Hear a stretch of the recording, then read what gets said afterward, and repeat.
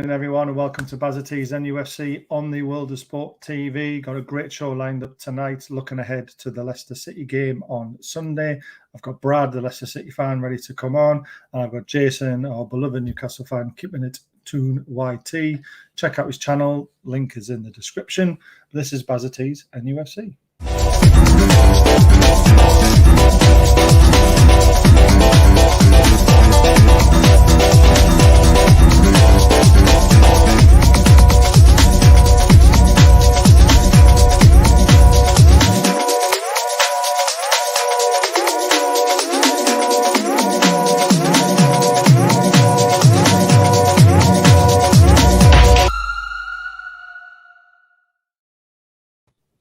Bring the boys in. How we doing, everyone? How we doing? Evening. Evening. Good, Brad? Well, no, I'm not. My team entered the Europa Spurs Conference Division last night, so I'm about as joyful as anybody can be.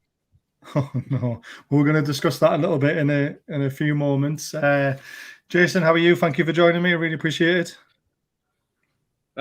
Yeah. I know you've had a long day. I'm as good as you can get.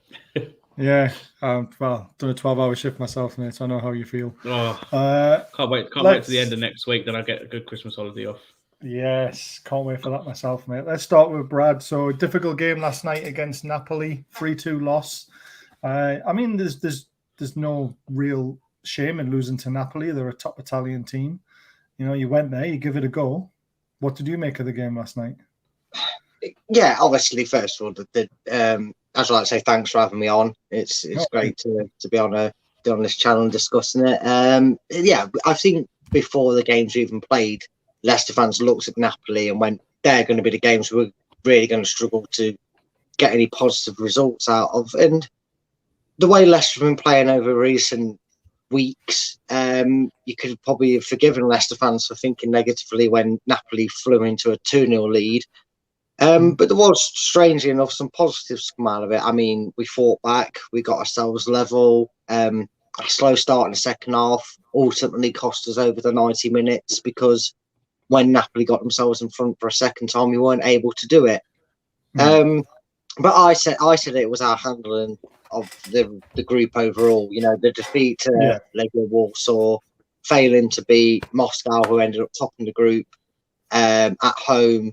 You know, them results are the ones that damage you. You know, you look at other groups throughout Europe and all competitions. I mean, we all laughed at Real Madrid for losing to Sharif, but they didn't lose another game. You know, that's true. They didn't lose another game and top the group. If you do that, it's not so bad. You know, young boys beat Manchester United. Only in football to get away with saying young boys beat up somebody. But again, they didn't ultimately suffer, did they? Because they got the results they needed elsewhere. And this is true. On a one-off performance, it wasn't that bad. But just the circumstances and the fact that Legia Warsaw had a 98th minute penalty and missed it, which would have inevitably sent us through, kind of sums up probably our European campaign, to be honest with you.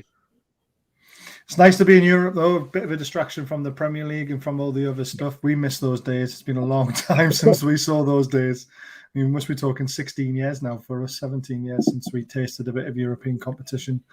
You know, it's the nice nights, aren't they? Even though it's a Thursday, it's a nice distraction, isn't it? Yeah, it's always nice, especially when an Arsenal fan comes onto a channel that you're on and says, "How was it like being in the Conference League?" I have to remind them it's a lot nicer than not being in Europe altogether. I don't know where these Arsenal fans come from, man. No, I don't want to know either, mate. Jason, we're celebrating again, aren't we? Not like Leicester fans who celebrated the FA Cup recently and, you know, gotten into Europe. We're celebrating because the signs came down. Oh yes, the signs came down at long last. Yeah, it's the final part of Ashley has now been exercised. It is gone. Almost. There's still one tiny little bit left. Fun 88 is still in Mike Ashley's sponsor on the front of the shirt. Remember, so we're 95% there. We've still got to get rid of that. But the signs are a big plus, aren't they? They're coming down. It makes the ground just look beautiful again, doesn't it? It does. It does look Look at that. You get that hit. It looks a lot emptier now without those signs overcrowding the area, but it looks nice just to see the Newcastle United there.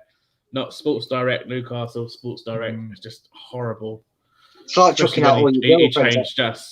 He changed us to the Sports Direct arena. Oh God. It's like chucking out all your ex-girlfriend's belongings when you find all the last of them. You feel a bit better for yourselves. Feel the relief, the release of it. The colours did them no favours, did they? Really, red and blue, and it didn't really work with the black and white. So we're just so happy to get rid of it. Hey, Bazza, Jason, Brad, hope you're well. Thanks, Trills, mate, for tuning in as always. Big fan of the channel. Brad, what do you make of us celebrating signs coming down at St James's Park? Do you think we're a bit over the top, or do you understand, why we're like this? No, it's been 14 years of hell for you guys. I mean, I can imagine the happiest people at Newcastle taking them signs down with the guys that were having to take them out and chuck them in the skip. I bet they were thrown in there with some force, to be honest with you. Unless they were Mackems, they're probably trying to pin them back up again. Yeah, well, maybe. They're welcome to them. I don't know if Sunderland fans could afford the bus down to you, so but no, honestly, all banter aside, in terms of football, I've never been one. The way I was raised, it's football, not rivalries to a degree. I understand rivalries, but I wasn't born when these rivalries were developed through whatever reasons. I mean, infamously, you've got the Ironworks and that with West Ham and Millwall, etc. And obviously, I get local derbies, but when it comes to a situation like this in football, it's about the fans. I mean, as cliche as the statement is, football made the fan. Football was made for fans, by fans, and it's nice to see a club lose that shackles, because you can get it with owners. There's Hull City is a notable club that hate their owners. There was that Oysters at Blackpool, and it's a massive weight and a feel of a relief, and it's just such an uplifting thing, not just for the football club, but for Newcastle in general. You just feel, you almost sense the positivity, because when you've got such a negative force hitting you daily with your team, and it's more depressing news after depressing news, and that you almost see everything in a negative light. You've probably started walking around Newcastle and realising there's actually some joyful things to look at instead of just dreading seeing a store close down and thinking, oh God, Ashley's going to put a Sports Direct there. You know what I mean? It's nice to talk to a fan who actually gets it. You get a lot of the fans out there who don't understand why we're so happy just about simple things. And, I know there's all this horrible side of the Saudi Arabians when it comes to the politician sides of things, but football fans should never get involved in that. And, that's down to politicians to sort out. And we're here to support our football club. And, Jesus Christ, if someone came in and had 100 billion and, they want to take over your football club, you'd want it, wouldn't you? I mean, you've got great owners, don't get me wrong. You've got fantastic owners. But, for us now to potentially in 5 years' time be competing with the likes of yourselves, because you'll still be up there. It's nice to break that big four. It's nice to break that little boys club that they have up there. And, it could be us, yous and West Ham in the future, couldn't it? Yeah, it'd be nice. It'd be nice to make the statement of kind of taking football back to its days before money was such a big influence on it. It also, I mean, you can go back to the 90s when yourselves. That was football, wasn't it? Yeah, that was proper football. When you got to like April and there was still a good shout that 4 teams could still win it, because even if there are 8 points away, you felt that Man U could slip up against an Aston Villa, or Leicester could be a Newcastle and vice versa. We've had some great games over the years. But I mean, even our owners, who I will stand, as Mike Tyson, as Tyson Fury would say, I will fight a man. I'll fight a man that says that my owners aren't the best. But they came with their own scrutiny. There was some investigation into theirs and their dealings, and fans need to. I agree with you there, Baz. I agree that fans need to stay away from things they don't necessarily understand, because as soon as that news broke, and I say this, I said every club has a select, minute fan base that will read something like that and go, oh, no, don't want them. Yeah. But I bet they're glad they're not saying that now about our owners. But yeah, our owners have been fantastic, and it would be nice. It'd just be nice. Unfortunately, it's going to have to be through the influx of money and a big influx of money in takeovers. But it would be nice to still be here in 5-6 years' time, and we're talking about Everton, West Ham, Newcastle, Leicester, even a Villa or Southampton. Yeah, Villa are in a good place, aren't they? Yeah. You know, but it would be nice to have them clubs back in that mix, talking about who's going to be playing Zenit St. Petersburg in Europa League, who's going to possibly get Atletico Madrid in the Champions League group. Because for all the mocking that we give to maybe the French leagues and the Scottish leagues and the other leagues around the globe, you probably find the Premiership can get a bit boring and stale from the outside looking in, because it's Man City, Liverpool, Man City, Liverpool, Man City, Man City, Man City. It's very, you know, it just really ignites the passion for not just for the sport, but for the competition of the English game as well. So 100%. It's something I'm looking forward to. Yeah, I mean, I was rooting for you guys when you won the league. It was just a fantastic season to watch. So was I, funny enough. Yeah. were you one of those ones who had a fiver on it? No, mate. I worked for the club. We weren't allowed to bet, and my love for the club and my love for the job, I wasn't like a few people that decided to put a few sneaky bets online, but it was the one year I also didn't do it, so I've stopped doing it from now on, because the first time I don't do it, we win the Premiership. So maybe it was a good thing I didn't. Yeah, I was kind of hoping you wouldn't win the league, because I was dreading seeing Gary Lineker show up on his underwear on the match of the day. Well, to be fair, as a Leicester fan, I was a bit dreading about that. I skipped past that part. To be fair, he's still in good shape, and we'll let him off. We will let him off. So, looking at your season so far, Brad, the one thing I've noticed is obviously Fornell's been injured is massive for you at the back, but you haven't really invested enough in my eyes to challenge top four this season. And I had you down as finishing maybe top four until you got that injury.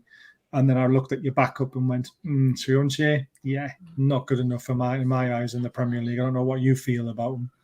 But what do you make of so far your season and the investment that you made in the summer? I think, again, and I know we're kind of beating a dead horse at the topic of money, but I think with the way things are, Leicester were always going to struggle to spend 100-odd million on one world-class player to change it around. It doesn't really work at a team like Leicester at the moment. We have to, and we probably will continue to have to do it for a few years, which is we've got to go and take this 70+ million, and we've got to go and get a Bertrand and a Vestergaard for backup. We've got to go and get a French league winner and Samore for our strength in midfield. It's progressing, and I understand that maybe from a neutral's point of view, it doesn't look that impressive. But if you were to compare the benches from the last few seasons at Leicester to what they have now sat on the bench at times, and I know that you might look at that and go, well, Vardy's on there more times because of his age, but he's 34 and got 9 goals, so he's still cutting it. He's still doing it, isn't he? It's incredible. Yeah. But you look at our bench beforehand and compared to how it's slowly progressed, this is something that Leicester aren't going to be able to go, we need a Jack Grealish, here's 110 million, we'll take him off your hands, that's all we need. Leicester need to do that over 3 to 4, 5 players, and they need to be able to do it and sell these players, because the one good thing that people need to maybe take into patience and always remind themselves is we sold Maguire for our asking price of 80 million, and 80 million that quite literally covered 80% of our funding for our training ground, which has been registered as probably, I think, one of the top 5 in Europe, let alone in the Premier League. And that's what I love about our owners. Some things that maybe the neutrals don't always see and hear about is they're not just, here's 200 million, here's 300 million. It's, okay, well, we want that, we got that, we'll put that in this, and we'll develop this area and this area. And it's a slow process, but I'm fairly pleased with what we've been able to do. Fofana's injury probably meant we didn't secure a permanent right winger and maybe an extra midfielder, but given the circumstances, I'm fairly happy with what we brought in. If he wasn't injured, it would look like a masterstroke, wouldn't it? Because he was just fantastic until he croaked himself, unfortunately. Yeah, it would. It really would. So, Jason, there's a few rumours in the on Twitter, as always. You know, we'd obviously take them with a pinch of salt, being Newcastle now, and that we're linked with absolutely everyone. I mean, unless it's Haaland, I'm not interested, to be honest with you. But Martial wants to leave Man United. Obviously, he would. What do you make of him? Would he improve us or not? I mean, I'm not a massive fan of him, to be honest with you. I could see him being one of ours. We do have our history of signing quite a fair amount of French players. This is true. I think Martial would do pretty well. I mean, they say he's not doing well there, but that player just needs to find that team before you could see the best out of that player. So you never know. It could actually work for us. What about for Leicester, Brad? Martial, maybe replacing Vardy. He's got the pace that Vardy's got. Maybe not the fantastic finisher that Vardy is, but if he was given the number 9 shirt and when Vardy retires, he's your focal point, could he make it at Leicester? I mean, I don't think he's that out and out role for that. If you look at Daka, that's the sort of role he was playing, for Salzburg, and he's been playing for us where he sits on the line of the defence and then turns them inside out. And it's very Vardy-esque, you ask a lot of Leicester fans. Personally, I'm actually not surprised that you guys are interested in Martial. I think, unfortunately, due to your league positions, these out in the cold players, as I like to call them, would be the ones you go. Maybe a Lingard as well would be someone that Manchester United bring in. I was very surprised he didn't move to West Ham, given what happened last season at West Ham with him. Yeah, me too.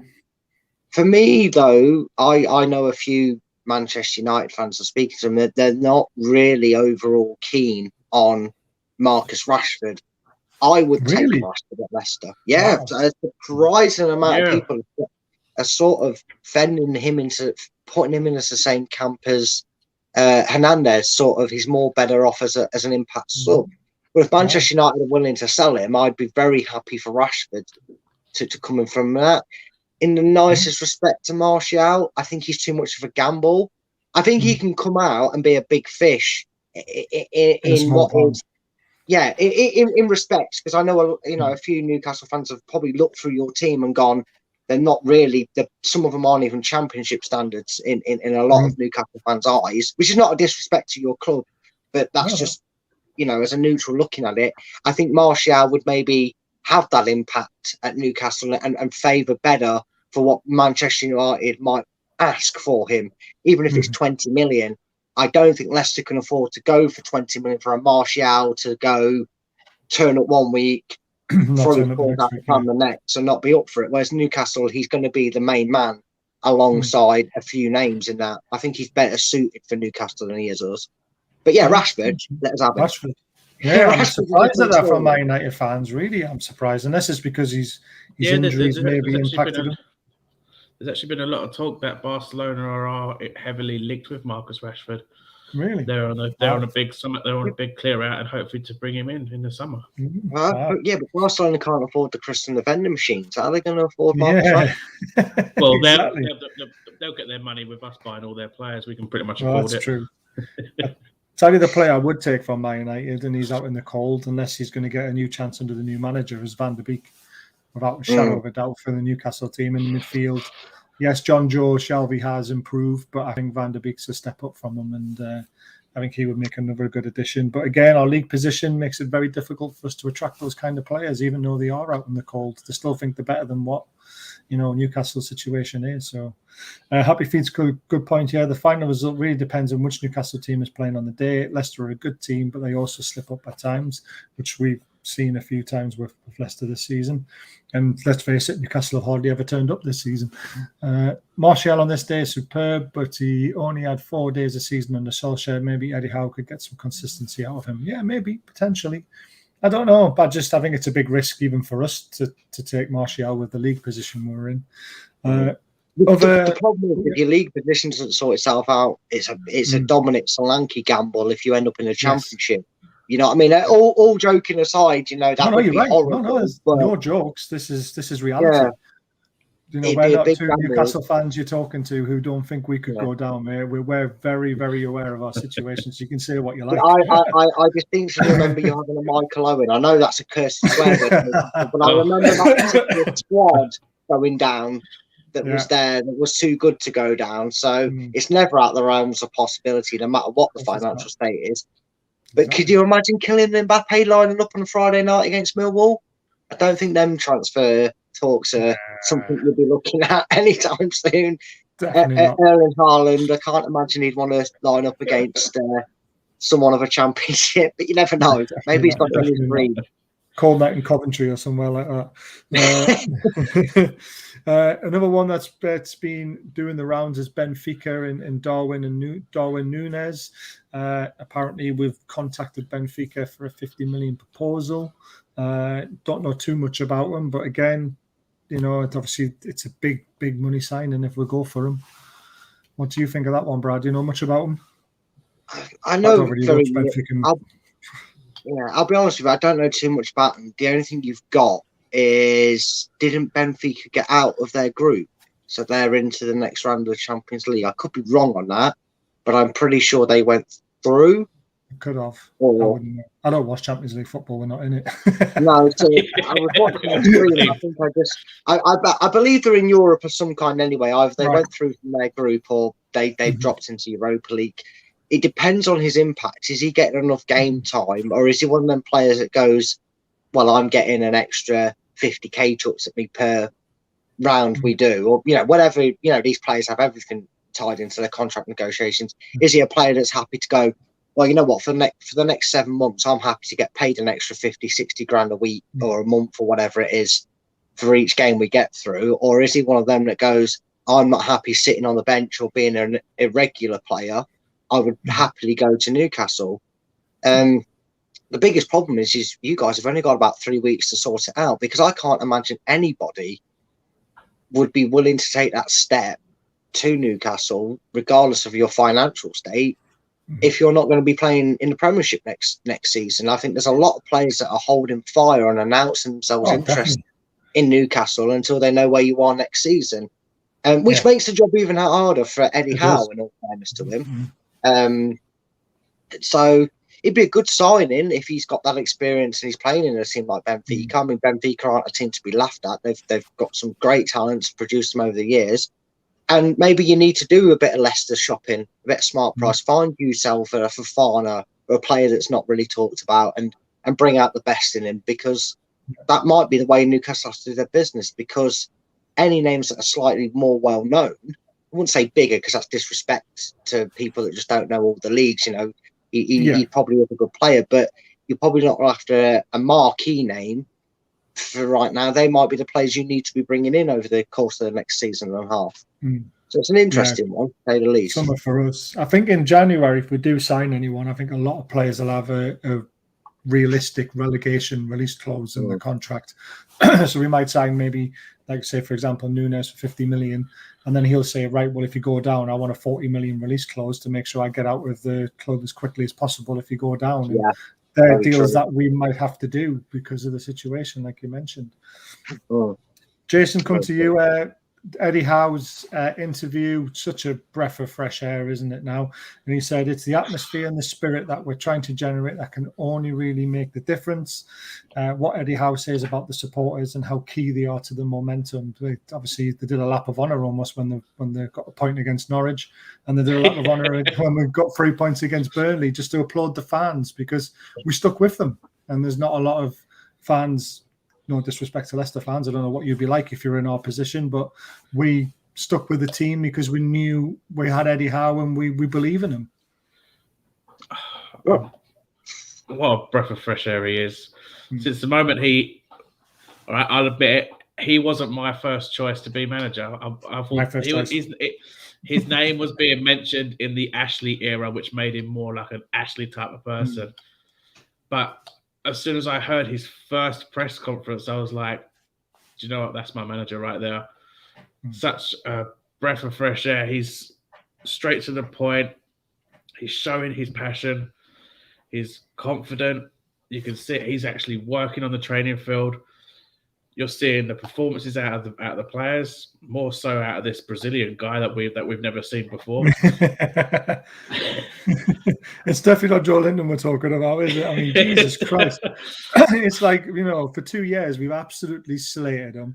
We've slated John for 2 years because he says he was worth 15 million for the absolute trollop we were watching on the pitch. And then suddenly, he's our bloody best player. I don't know what's happened. Literally in the space of 3 I bet weeks. his shirt sales have skyrocketed. Oh, without a doubt. He's been incredible. But, I mean, he comes across so well. The atmosphere has been amazing. Yeah. And then he's come out today and said Sean Longstaff as well. He hasn't really seen much of him yet, and he's willing to give him a chance, which is nice because he's come through our academy. Let's see what Eddie Howe can do with him, because if he can do with what he's done with Joe Linton, there's no reason why Sean Longstaff can't get back to his best. Oh yeah, it's always, we haven't seen much from our youth for such a long time, since Andy Carroll. And then you've got Sean Longstaff and Matty Longstaff coming through. Finally, we're getting some talent, and they've just been completely ruined. You got Matty up in Scotland just doing nothing. You got Sean. We go back and say he's not been as good since the Rafa days, or that big injury might have caused him to just lose his confidence. Yeah, he just needs that huge boost. I mean, Elliot Anderson, I want to see more of him. He was quite decent when he played against Arsenal in the Cup. Yeah, he was. We should really start looking towards our youth just to see who we can bring through more, like the Stevenson. In the year, if he's banging in goals for fun, why not bump him up? Yeah, well, I mean, there was that with the other Sorensen, wasn't it? Now he's ended up leaving the club. He was banging them in for fun, and then never really got his chance. We'll just jump to a couple of comments because there's a couple more coming there. Until the January window, Newcastle will be linked with every club that's slightly in debt, since both teams would benefit. Barcelona, Manchester United, Liverpool. We just need to wait until January. We do, but it's nice to talk about rumours now. Happy feet. That's why we do these shows, is to discuss whether we want these players as well and whether we think they're good or not. How much longer is Fofana out for? Massive loss, Brad.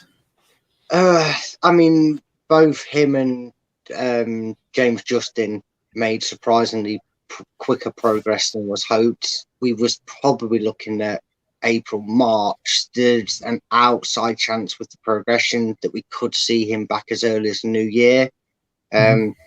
Given the state of our defence at the moment, and the African Cup of Nations will be taking 3 or 4 players away from it, it's probably vital that he comes back as soon as possible. We probably were hoping to have got JJ back in the mix of things by at least, tonight, but by last night would have been ideal. But he had a little bit of a setback. I think there was some issues with the under-23 games and getting him picked and playing for that, essentially. But the problem doesn't, a lot of Leicester fans are all also saying it wouldn't matter too much if these players came back, because the way Leicester are being told to play defensively, it really wouldn't matter. I think that's a bit of a stretch. Fofana is world class, and JJ has always. I mean, he kept a £50 million England man out the side, which is no mean feat to do for any international.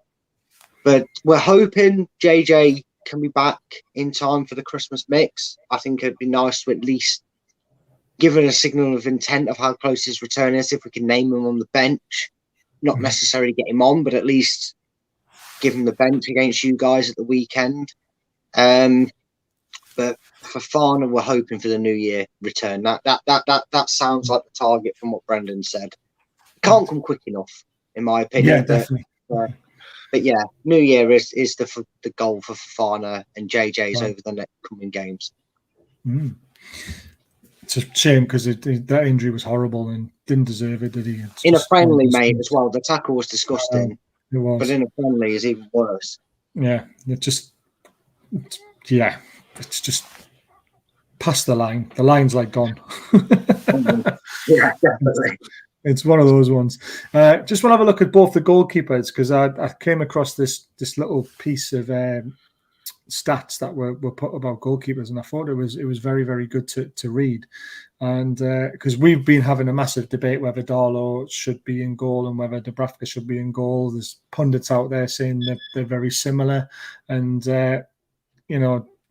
that Darlow is apparently just as good as Dubravka. So this kind of puts it completely to bed. But it also gives me a little bit of information about your goalkeeper as well. So Darlow, poor at rushing out and poor at handling deep. Not very good. Dubravka's stats, excellent at running out and excellent at holding deep. So he's excellent at, one-on-ones, rushing out, clearing the danger, but he's also a fantastic shot stopper when he has to stay deep in his goal. Now, Schmeichel comes under excellent at running out, but poor at handling, like being on the holding on the back. So he's not a very good shot stopper in a way. I thought he was, to be honest with you, but according to the stats, he's not the best, but he's excellent at coming out, which his dad was as well, wasn't he? He was one of the best goalkeepers in the world at doing that big star jump that he does. But would you say that? I mean, the stats are right. Would you, when you watch Schmeichel in goal, is he as good as his dad, or is he getting there? No, he definitely has some very good qualities, just like his dad. He's very good at making himself be very big in the goal. And just like his dad, he wasn't actually, in terms of goalkeepers, he's not the biggest. He doesn't really fill that goal. He doesn't remind me of, what was that Romanian goalkeeper? Oh, what was his name? It's going to bug me. Pantilimon, that was it. He's not a big. Oh God, yeah, he was, wasn't he? But there's Pope as well at Burnley. He's massive. Yeah, ironically, he's probably more suited to the sort of build of Shay Given. You're a very good goalkeeper. He makes the goal big. He's very smart in being able to read the game and preempt what's going to happen. And other goalkeepers in a lot of situations that Schmeichel's been in, you would have expected the striker to be scoring because the keeper's rooted, whereas Schmeichel's there smothering the ball. His handling is the issue, though. Sometimes he does struggle to keep the ball to his chest, get it under control, go and watch the Villa game, and that debacle. But his worst is his distribution. There's a reason. I always thought he was good with his feet. No.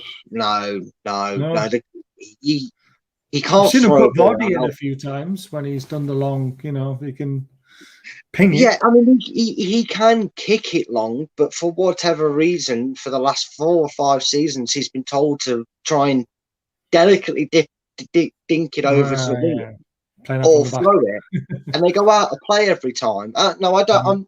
Maybe that is a tactical thing. Maybe that's something that's not entirely on Schmeichel. But if I was to pick a weakness, it can be his distribution at times. Yeah, and I think it's why Leicester fall into that trap of following the trend of let's play it out from the back sort of thing, which does us even less favours considering our inability to defend. But yeah, I think I would argue that for consistency, Ederson, Alisson, probably the only 2 keepers in the Premiership. Mendy as well. I would say probably the only better keepers ahead of him in terms of consistency for what they do. Ederson falls under the same bracket as Schmeichel, but a bit better, obviously, because he is better. Alisson falls in the same category as Dubravka, but Dubravka is actually better at what he does. But Alisson's distribution is just far better than anyone's, isn't it? I mean, that's the difference. But this is all about shot stopping and decision making when it comes to saves. It doesn't really say anything about distribution in this. But that just tells you how good Dubravka is, Jason. And we all had to fight pundits and that and say, Darlow, look, he's overperformed, but Dubravka's our number 1 goalkeeper. He has to be played. Exactly. Dubravka's got that number 1 for a reason. He knows how to organise his defence. Unlike Darlow, you think, I only see Darlow as a number 2. I don't see him as a number 1. I don't see him as a number 2. I see him as a gone. I see him as a gone. Why not? Yeah. Back to Nottingham Forest. Why not? Anyway, I just think. Would you be willing to sell him if it meant bringing in, say, like a Dean Henderson in? Yes, hell yes. I think Dean Henderson would end up being number 1 over Dubravka, if I'm honest with you, because his distribution's better with his feet. And that's one thing that Eddie Howe likes to do, is play out from the back. And Dubravka does fall into that category of not being as good. And if you bring Dean Henderson in, I think he shifts Dubravka to number 2. Because I've just heard some talks around that maybe Manchester United are looking to get Henderson out, maybe not permanently, but to make sure he's continuing his run from last season in gaining consistent game form, i.e. being a first choice, so that when De Gea probably, no doubt, inevitably gets faxed out a move from Manchester United, you know, he's up to speed and got that playing time behind him to step up and play for United and become their number 1. You know, a lot of shows people doing keep, sell, and loan sort of things. He said a lot of people's talk to loan out. I know there's quite a big, strong divide, like as you've clearly mentioned, between 2 keepers. But if it meant sending one of them away and bringing in Henderson, it just sounds like a good deal from both sides. Definitely. We'd definitely take Henderson. And I think Henderson, Man United have burnt bridges with Henderson now. His contract negotiations are being handled poorly. And I think he now wants to leave because of that. So I'm all for Henderson. I don't think he's happy there anyway. No, he's not. When he came back off loan from Sheffield United, he was like, I want to stay here because it's the team I support, but I want more first team opportunities, and he's not been getting it. Yeah, exactly. So I do feel sorry for him in a way. Coming to January, Brad, is there any players that Leicester are looking at? Anyone you got your eye on that you know the club's been interested in? I mean, me personally, I'd swap your Perez. You can have Perez back if you want, and we'll take St. Maximin. But I can't imagine you guys would agree with me on that one. I tell you what, I'd swap Maximin for Ndidi. If we no. So like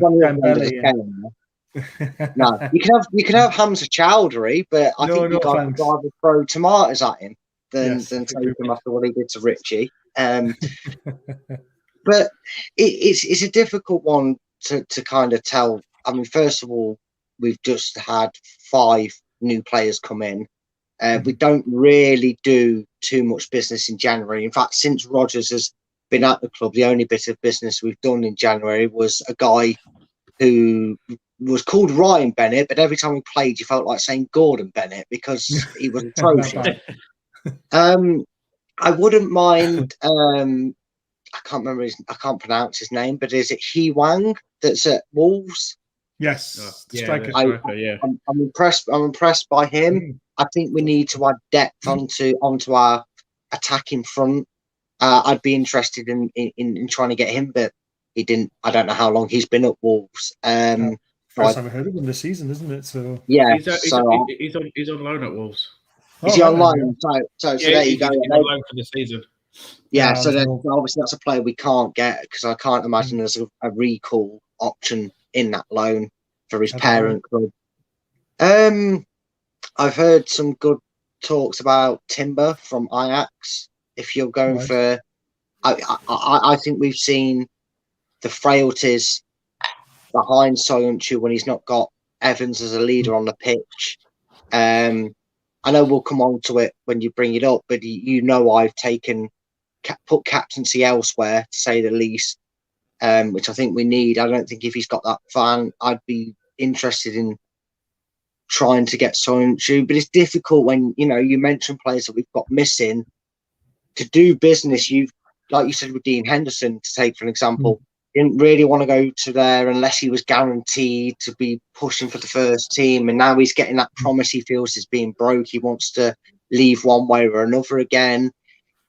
Leicester have got to be careful who they bring in on what position, because I know all of a sudden if you bring in a player even for 15 or 20 million, and then it's for an area where a Fofana or a James Justin is, or Teo Vardy is, and then all of a sudden then players become fit or start really showing form again on the training ground and take their chances, you're going to end up with an unhappy 20-25 million pound footballer, and then you've got to get rid of them again or try to complement into your squad.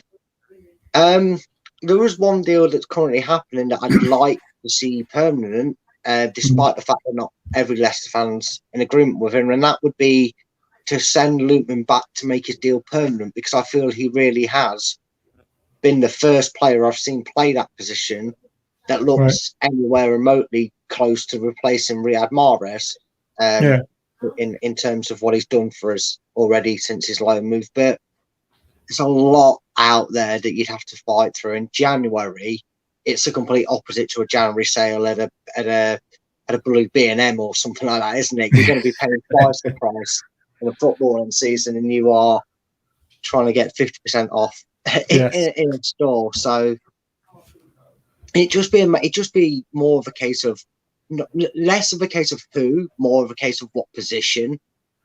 Because I mean, Jonathan Tah, for instance, as a centre back, you'd have the same issue with me. You're bringing in someone of that quality and caliber. What are you going to do when a Fofana's fit? So it's going to be a tough January. I don't honestly. I think it is for all clubs, isn't it? Yeah, it is.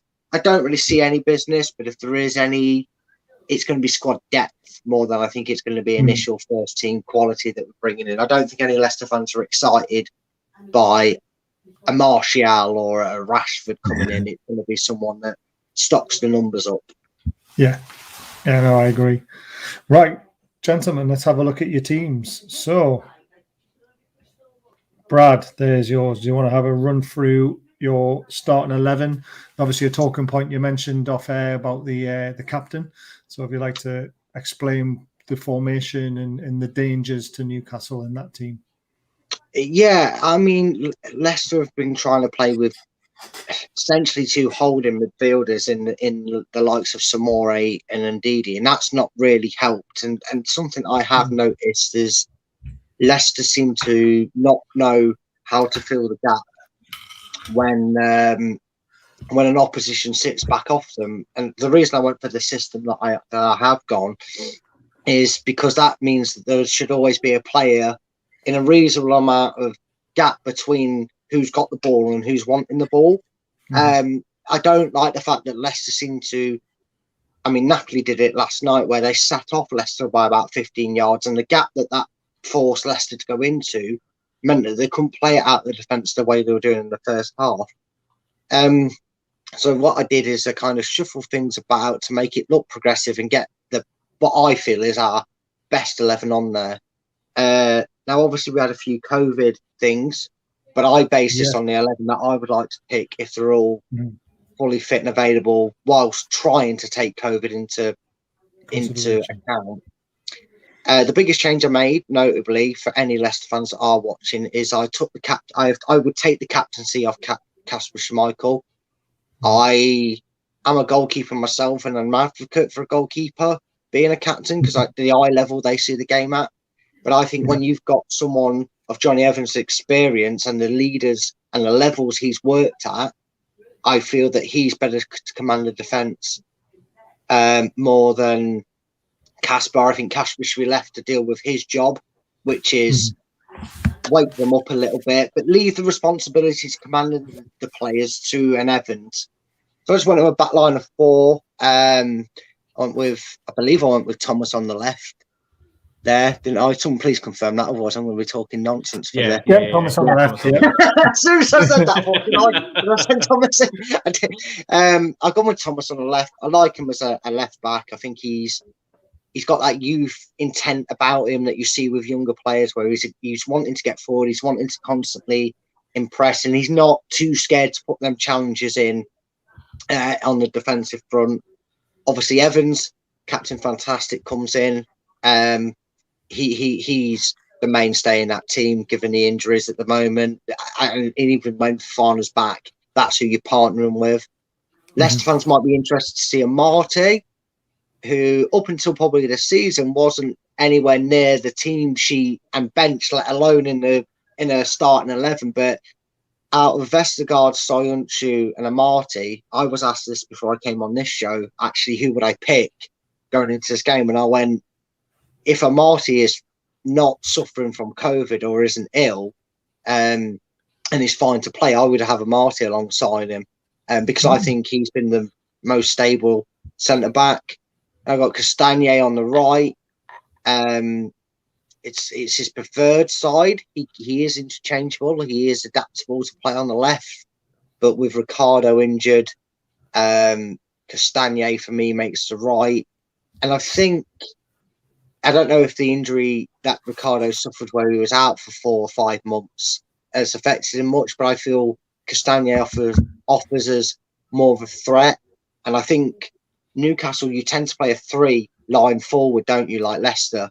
It's not you. I don't think you play 2 up front, do you? From what I see, your lineups, it tends to 4-2-3-1 is normally what we go for. Yeah, and I think we need the players like Castagna that can combat you and get in behind Newcastle and hopefully, get in behind you and catch you out numbers wise when we try and play our counter press. So I put Ndidi sort of the central defensive midfielder there, just purely because we do need somebody to sit in front of that defence and clear it up. I mean, if you can push him into our penalty box, he'll no doubt give you a penalty. But if we can keep him out of our penalty box, honestly, I know people might say I'm biased because he plays for my club, but there's a lot of clubs he would walk into in their teams of high levels. There's probably only the likes of Man City and maybe Chelsea that you'd struggle to say he'd get in, week out. And then obviously the midfield is such a big area for Leicester. There's a lot of quality, I feel, in there.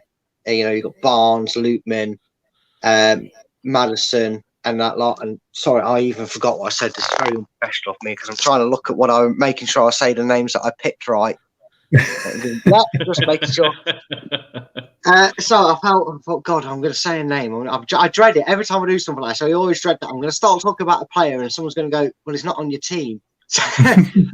But the biggest struggle that I think Leicester have always found is with the likes of Ndidi, Tielemans, Maddison, Barnes, and this year it's Lootman. How much quality have you just read off there? Yeah, I know, right? I know. Just to cover all bases, mate. I was going to name the other 36 players. But no, it's probably how could Leicester fit them in? Because obviously you can't have Maddison as a right winger. You can't, you want to see a team that plays Tielemans with Maddison. And for me, if you played this formation where you have 2 central attacking midfielders in front of Ndidi, then you can fit all 4 of the players that I've got into the team in the way you're going to do. You're always going to miss someone. Unfortunately, it seems to be it's either Nacho or Daka in the front sense. But this for me gets Leicester the most attacking players on the pitch they can without going completely gun-ho and having 6 up front. Which is why I got Maddison and Tielemans further forward. I don't like the fact that Brendan Rodgers plays him next to Ndidi. I think someone of Tielemans' ability has to be further up the field to get the best out of him. I don't think you can have him starting in that deeper role. I know he's good at recovering, but I'd rather him only do that on occasion and be more further forward to hit on the counter press than I would sit him deep. And then, the left and right sided players speak for themselves. With probably the area that I've touched on the most, where I've said our depth could use improving, with their options being limited, to be fair, on either side. I don't think you look past Barnes for a starting position. And I'm a big fan of Lootman on the right. And we've tried using Daka and players like that before as a winger, and they don't work. They're a striker for a reason. And in the form that he's in, and the form he's been in for years and years and years, Jamie Vardy was always going to be my man that I put up as a solo striker in that, because 34-year-old who's going to go down as one of the best in the Premier League for years to come. I couldn't pick Daka or Iniacho unless it was a 2-man attack, so I was always going to go with Vardy up front. Yeah, quality team. Lots of quality in there. That's makes me worried now. We were all getting excited. Yeah. We all got a little bit excited when we heard you were suffering from COVID, even though it's a horrible thing to suffer from. But, as a Newcastle fan point of view, thinking you would have a few players out, it kind of put a little smile to our face, thinking, oh, you never know. But obviously looking at that, and if that's the team that is going to play, we're going to be in for a hell of a game again. very quickly, guys, if you're new to the show and it's the first time you're ever watching it, please subscribe. We're nearly up to 1,500, which is just incredible. Never thought I'd get this high, but really enjoying it. And monetization is going to be done very soon. Yay! Fingers crossed. The other thing to mention is Brentford are losing 1-0 at half-time to Watford. I would like a draw in that game. I have been slated a little bit on Twitter for saying a draw because Watford will then go a little bit further ahead of us. But I think Brentford are going to dive a little bit. No disrespect to Brentford. I just don't think you've got the defence to stay up, guys. Let's move on to Jason, pal. Let's go through your team. Well, I've gone for... Personally, I want to see a 4-3-3. I like the 4-3-3. I've gone for the 4-3-3. Don't worry about 4-2-1-3 that. Well, it was the basic 4-3-3 layout, but then I just shifted a few players around. Dubravka keeps his place in goal. Jamal Lewis, he has to go at left back. We need that pace. We need that young energy in him. I don't like seeing Matt Ritchie in that left back position. He's out of position, and I see him more of an impact sub more than anything nowadays. Fabian Schär and Jamal Lascelles out the back. I think that's an okay pairing. It's doing well, but I would like to see Fernandez. But we're not going to drop our captain, so Lascelles will stay in there. And Schär's not after Eddie Howe came out and publicly backed him as well. Oh, and that as well. Yeah. Schär's done pretty well. Right back, I mean, there's only one option you can choose there. I mean, we've got Manquillo. I still don't really rate Kraft that well. And other than that, that's all we got, unless you play. Manquillo is our best right back, without a doubt. And I like Manquillo. I think he's solid. But again, he's not the best, but he's the best that we have. I rate when he first came in, I never wanted him at all, seeing his former Sunderland. I'm like, oh no. But the more he's played, he's been getting better and better. Yeah. And he has to be in that right back. Otherwise, it'd be Jacob Murphy. But he's not a right defender. Winger. He needs to be more forward. Moving into the midfield, I probably wouldn't even have named Shelvey if you're still going back to Bruce days. But now you're seeing Shelvey with his perfect passing of what he's known to do. So he is going to be key in the game. Yeah, Willock, definitely. I was having an R in about. Has lost a bit of form. He's not the same player as he was last season, but he is starting to show signs of bringing some life back into himself. So, yeah, I'll bring Willock in there. Miggy, I thought he had a brilliant game against Burnley. So he has to stay in that squad. I want to play him more centrally.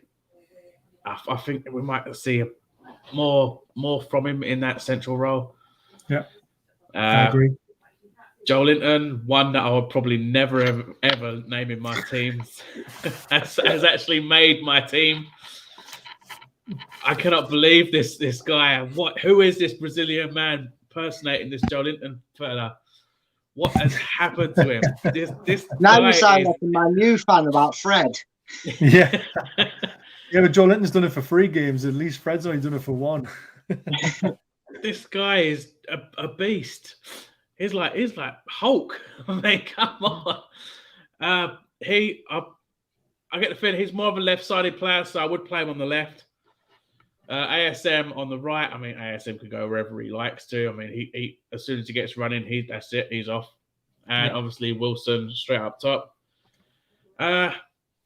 I feel if those 3 up front will cause a lot of problems for Leicester. I mean, you got speed, which is going to be key. I mean, Evans is getting on a bit, so he could be lacking in that speedy area.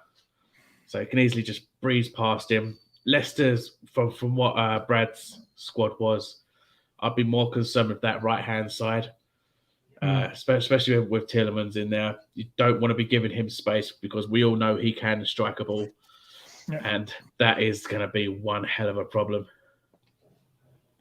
Right. So we talked off Jason yesterday, and I threw a little spanner in the works for you, didn't I? Because I said, obviously, Leicester are fantastic going forward. And I worry about St. Maximum been all forward play, not much coming back. And there's 2 changes I would potentially make to that team. The first one was actually drop ASM and play him as an impact sub against Leicester away and play Fraser there, because you'd be more defence-minded hard worker, and he's still got quality going forward. The other thing I would consider changing is dropping Joe Linton alongside Shelby to be that beast of a midfielder that we've been talking about, and seeing if he can play there. In a bit of a risk, but I would potentially like to see him play there and put Willock further forward. I mean, so 2 spanners in the work. 2 spanners in the work.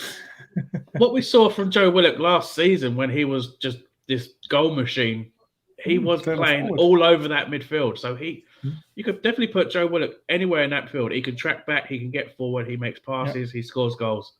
And if you just think about how good Leicester are going to be going forward, you need those players who've got the engine to get back and the willingness to get back. And then ASM can do it every now and again, but when we went down to 10 men against Norwich, he didn't look interested. No, and that worries me going away to Leicester. If we're not playing that forward game that he likes, he might turn off. And then that's where I think Fraser and Joe Linton dropping back and Willett being a bit further forward could actually help us to maybe get a point or even nick it. You never know. I mean, yeah. But ASM, what starts to annoy me more now, I love him to bits, but he annoys me as soon as he gets the ball, he wants to take everyone on. Yeah. You've seen time and time again, there's a player open, can easily go for a goal-scoring chance. Pass to him. I'm crying out loud, ASM. Just pass to him. Yeah. Don't take on every single player and want to do it yourself. It's whole about teamwork. Pass to him. Yep, without a doubt. So we're almost at the end of the show. I just want to quickly look at the last few results for both teams. So Leicester and unfortunately, we do, unfortunately. So Napoli defeat last night, defeat to Villa, which is obviously a great result for Villa. Draw against Southampton, beat Watford 4-2 was quite an interesting one. Beat Lega Warsaw, and the defeat to Chelsea, which is, everyone gets beat at Chelsea most of the time, don't they? Ours looks a little bit better now. A win at Burnley, draw against Norwich, loss at Arsenal, draw at Brentford, and a loss against Chelsea. Exactly the same as you guys. 3-0 for both teams. So the form really, I mean, it's iffy for both teams. Possibly us are a bit more of a happier side at the moment because we didn't have to play Thursday night and we didn't get beat Thursday night. So maybe we're going in a little bit happier than what Leicester are. I always like to give a bet out, and I've actually done quite well with this. The last few weeks, I've actually given everyone a winning bet if they actually followed it.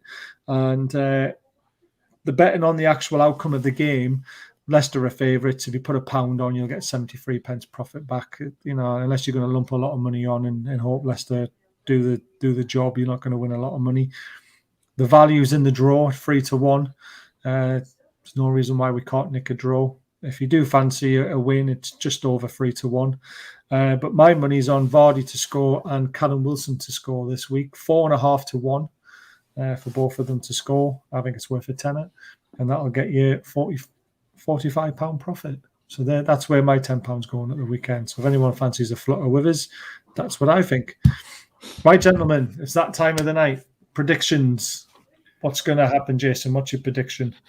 Well, I've had a look at our recent head-to-heads. The stats do work in our favour.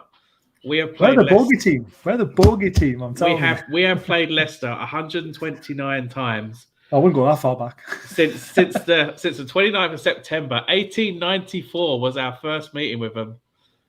Yeah. We have won 54 of those 129 games. Leicester only winning 48. Ooh, it's tight though, isn't it? So what's the score going to be? There's always a goal fest whenever we play Leicester. Not always. So I'm going for a high scoring game. Right. And I'm going for a 3-2 Newcastle win. Wow. I do feel that we do have a bit of an edge over Leicester sometimes out there. I mean, Perez header when Rafa was there, winning 1-0. Last season, 4-2 it finished, didn't it? Which was the high-scoring game you were talking about. That was a Perez game. chipping Schmeichel as chipping Schmeichel. Another one of us chipping another Schmeichel. Yeah. But yeah, so we do seem to be a bit of a bogey team for you, Brad, in recent years. Do you see you putting that ghost to rest on Sunday and putting it past her? I think it all depends on how many corners we concede, because we love conceding from the corner moment. I mean, I was doing one on the Leicester channel, one that I do a lot of shows on, and I jokingly he asked me the same score prediction. I'm going to give you the same score prediction away I did there. It's the future Riches Championship side 2. You can't defend from corners 2. So I think it's going to be another 2-2 because we just keep conceding 2 goals. And well, you know, I ironically said, I don't know if any of you guys are cricket fans or anyone watching this, but England cricket is Leicester in football form. Got a great bowling attack or a great front three, can't bat, can't defend for toffee. So, I mean, I know they're having a turnaround in the Ashes. I'll actually looking forward for once to staying up all night and not having my day ruined. Saying that now, watching them lose all 8 wickets and lose. Yeah, don't say things like that. Don't say things like that. But no, it's going to be an interesting game. It's either that, isn't it, or it's going to be the last on match of the day with a 0-0. Let's face it, it's going to be one of them. I'm going to go 2-1 Newcastle because I just think we've got the wood and we've got that little bit of emphasis and a bit more belief now. It'll be tight. It could end up 2-2 as well very easily. It could end up being a whitewash and Leicester absolutely smash them. Just depends on what team turns up and you guys attack well. Our defence is a little bit shaky at times. When we do beat you in these high scoring games, we do like putting 5 past you. So yeah, that's true. That's true. We did like a 4-3 though, didn't we? Don't remind me of that. I remember that Shearer hat-trick. It was one of the most daunting games I ever watched. Yeah, brilliant. But let's hope England can carry on their defence of trying to draw the game because we're not going to win it. I stayed up for the first session on the first day, watched us absolutely capitulate. I went to bed at 2 o'clock in the morning. I had to get up and take the little end out. Yeah, so that was fun. But we are doing well. Root's not out and Milan's not out in the 80s. Let's see if one of them can get on do a big 100 and save the game. Fingers crossed. But Brad, thank you very much for coming on. I really appreciate it. You've been a cracking fan and we wish Leicester all the best for the rest of the season, apart from Sunday, of course. And Jason, thank you for coming on as well. Obviously, you got your channel, keeping it Toon YT. And Brad, you're part of Leicester Till I Die, is that right? That's the channel I do most of the work for when it regards to Leicester stuff. You can pretty much catch me on there. I just want to say again, thank you for having me on. It's been a great show. I've enjoyed it with the pair of you. It's been fun to do it. And yeah, if you want to follow me on Twitter, I always forget my Twitter handle, so good luck finding me on that. No, yours is a weird one, actually. Yeah, full-time focus. Yeah, full-time focus. It's a bit. I thought focus or something was coming to Twitter. Yeah, I know, right? I tried to get away the copyright, so I've got away with that at the moment. With that as my handle. You want to follow me on that? I'm always open to go on as many shows as possible. I just love doing this sort of thing and having a good time with it. So yeah, if you follow me on Twitter, and you can listen to me taking 15 minutes to answer one question, then you'll know when I'm live with other shows. But yeah, just thanks for having us on. I've enjoyed it. Yeah, really appreciate it. We'll have you back on again when we're players in the new year. You'll probably want me back on when you beat us 4-0.